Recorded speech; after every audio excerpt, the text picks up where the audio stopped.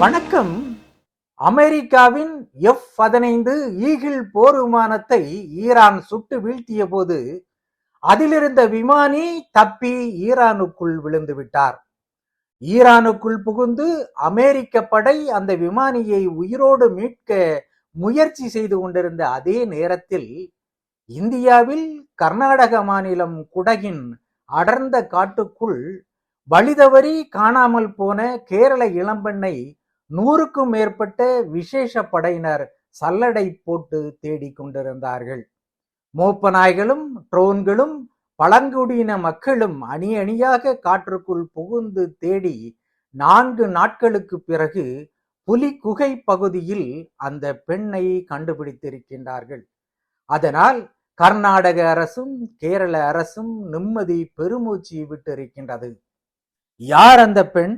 எதற்காக தனியாக காற்றுக்குள் சென்றார்? அங்கே 4 நாட்களாக உணவின்றி அவர் எப்படி உயிர் பிழைத்தார்? காட்டு மிருகங்களிடமிருந்து அவர் எப்படி தப்பினார்? அனைத்துமே திகில் நிறைந்த அதிர்ச்சியான உண்மைகளாகும். நடுக்காற்றிற்குள் தனி ஆளாக சிக்கி தவித்த அந்த இளம்பெண்ணின் பெயர் சரண்யா. 36 வயதான சரண்யா கோழிக்கோட்டில் நாதாபுரம் என்ற ஊரை சார்ந்தவர்.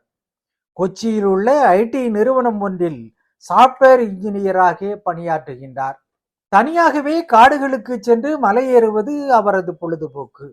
இந்த மாதம் ஏப்ரல் 2ஆம் தேதி கர்நாடக மாநிலம் குடகு மாவட்டத்தில் இருக்கும் தண்டியாண்டமோல் வனப்பகுதிக்கு சரண்யா சென்று மலையேற்றத்திற்கு வனத்துறையிடம் அனுமதி கேட்டார். அவரது உடைமைகளை வாங்கி அலுவலகத்தில் வைத்துக் கொண்டு அனுமதி கொடுத்துள்ளனர். சரண்யா தனியாக வந்ததால் ஏற்கனவே மலையேற காத்திருந்த 15 பேர்களை கொண்ட குழுவோடு இவரையும் சேர்த்து காற்றுக்குள் அனுமதித்துள்ளனர். அந்த குழுவினரோடு சரண்யாவுக்கு அறிமுகம் இல்லாததால் தனியாகவே அவர் மலையேறியுள்ளார். 1-2 பழங்களும் 1/2 லிட்டர் தண்ணீருமே அவரது கையில் இருந்தது. மலையேறி கொண்டிருந்த போது சரண்யா எப்படியோ அந்த குழுவிலிருந்து விலகி தனியாக சென்று விட்டார். வழி தெரியாமல் அப்படியே நடந்து நடந்து அடர்ந்த காட்டினை அவர் அடைந்துள்ளார். கூச்சல் போட்டு உதவி பெற முயற்சித்திருக்கின்றார். அவரது சத்தம் யாருக்குமே கேட்கவில்லை.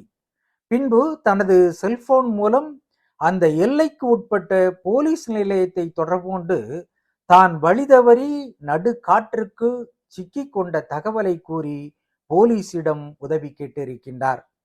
ஆனால் அடுத்த சில நிமிடங்களிலேயே அவருக்கு சிக்னல் கிடைக்கவில்லை.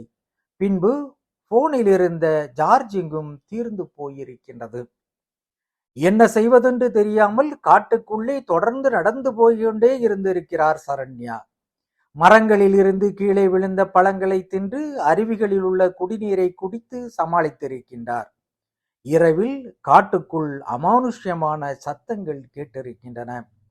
அந்த பகுதியில் புலிகளும் யானைகளும் அடிக்கடி வரும் என்பதால் அதையும் நினைத்து பயந்திருக்கின்றார். ஆனாலும் தன்னம்பிக்கையை இழக்காமல் பாதுகாப்பான இடத்தினை தேடி சென்று குகை பகுதியில் இரவு பொழுதினை கழித்திருக்கின்றார். இந்த நிலையில் சரண்யா காட்டுக்குள் காணாமல் போனது கர்நாடக மாநிலத்தில் பெரும் அதிர்வலையை ஏற்படுத்தியது. மாநில முதல்வர் சித்தராமையா விரைந்து சரண்யாவை கண்டுபிடிக்க உத்தரவிட்டார். உடனடியாக விசேஷ படை அமைக்கப்பட்டது. போலீசார், நக்சல் ஒழிப்பு காவல்துறையினர், வனத்துறையினர் ஆகியோர் ஒருங்கிணைந்து களத்தில் இறங்கினார்கள். காட்டினை பற்றி நன்றாக அறிந்த பழங்குடி மக்களில் 100 பேரும் தேடுதல் வேட்டையில் ஈடுபடுத்தப்பட்டனர். மோப்பநாய் படையும் களத்தில் இறங்கியது. வனத்துறையிடம் இருந்த சரண்யாவின் உடைமைகளை மோப்பம் பிடித்த நாய்களும் காற்றுக்குள் விரைந்து சென்று அவரை நாலாபுரமும் தேடின. தெர்மல் இமேஜிங் கேமராக்களை கையாளும் குழுவும் ட்ரோன் படையும் சல்லடை போட்டு காட்டினை அலசியது. இதற்குள் நாட்கள் கடந்து கொண்டே போனது. சரண்யா என்ன ஆனார் என்ற தகவல் எதுவும் வெளி உலகத்திற்கு தெரியவில்லை. அதனால் பதற்றம் அதிகரித்தது. அவரோ தினமும் சூரியன் உதயமானதும் காட்டுக்குள் நடப்பதும் இரவில் பாதுகாப்பான குகைகளை தேடி தங்குவதுமாக நாட்களை நகர்த்தியுள்ளார்.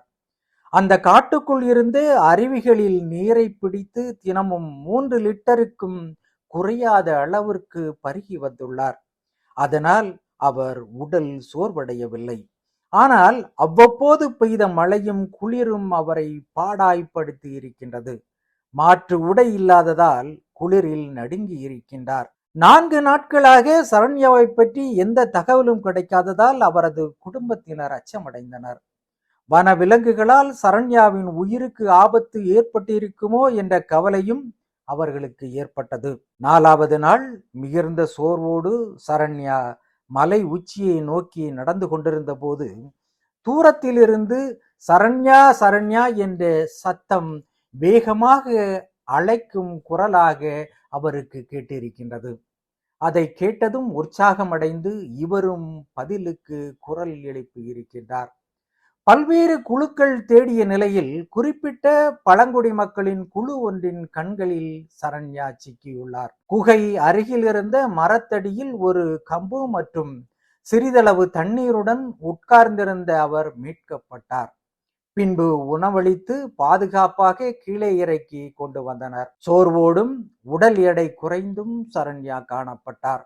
சரண்யா மீட்கப்பட்ட செய்தி உடனடியாக கர்நாடக முதல்வர் சித்தராமையாவுக்கு தெரிவிக்கப்பட்டது. அவர் சரண்யாவிடம் செல்போனில் பேசினார். தன்னம்பிக்கை நிறைந்த பெண் என்று சரண்யாவின் துணிச்சலை பாராட்டினார். பின்பு அரசு அதிகாரிகள் சரண்யாவை அவரது சொந்த ஊருக்கு அழைத்து சென்று குடும்பத்தினரிடம் சேர்த்தனர். அவர்கள் கண்ணீர் மல்க வரவேற்றனர். நடுக்காட்டில் தனியாக சிக்கி கொண்ட சரண்யாவை 4 நாட்களுக்கு பின் உயிருடன் மீட்டது ஆங்கில சினிமா போன்று திகில் நிறைந்ததாக இருந்தது. நன்றி, வணக்கம்.